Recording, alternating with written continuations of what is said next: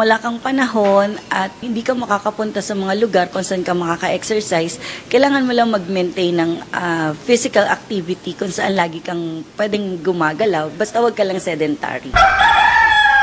Mag-exercise tayo tuwing umaga, tuwing umaga, tuwing umaga. Sabi sa isang kanta, mag-exercise tayo tuwing umaga. Tayong mga Pinoy, talagang maraming pamamaraan ng pag-eehersisyo. May nagja-jogging, pumupunta sa gym, o gumagawa ng mga gawaing bahay. Ngunit bakit nga ba natin kailangan ng pag-eehersisyo? Ano nga ba ang naidudulot nito sa ating pangangatawan? Kaya naman kinonsulta namin ng isang espesyalista kung ano nga ba ang kahalagahan ng pag-e-exercise.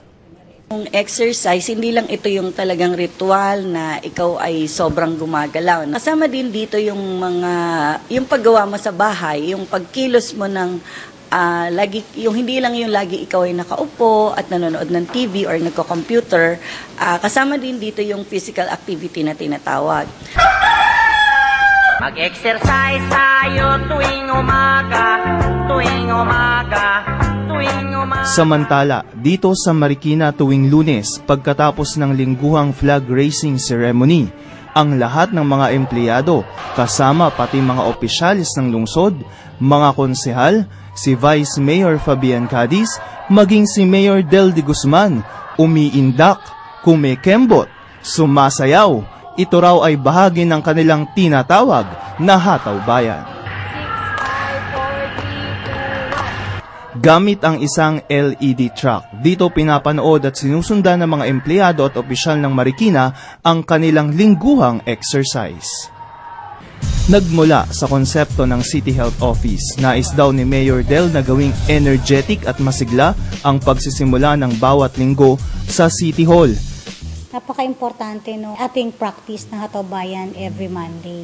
Itong ating Hataw Bayan ay opportunity for friendship, opportunity for bonding and camaraderie. Ang ating butihing mayor ay kasama sa pag-exercise. Pag nakita mo kahit nakabarong, di ba? Ganadong mag-exercise si Mayor Del.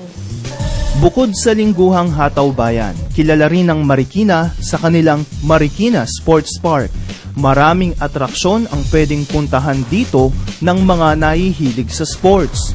May track and field, basketball at volleyball courts, Olympic size na swimming pool, table tennis, at ang Bang Marikina Sports Building na napupuno ng mga nag-aerobics, nag-yoga at nagpipilates. Ang ating sports center ay napakagandang lugar na puntahan ng ating mga kababayan dito sa Marikina. Kaya gusto ng ating mga kababayang siklista dito ay ang sekuridad.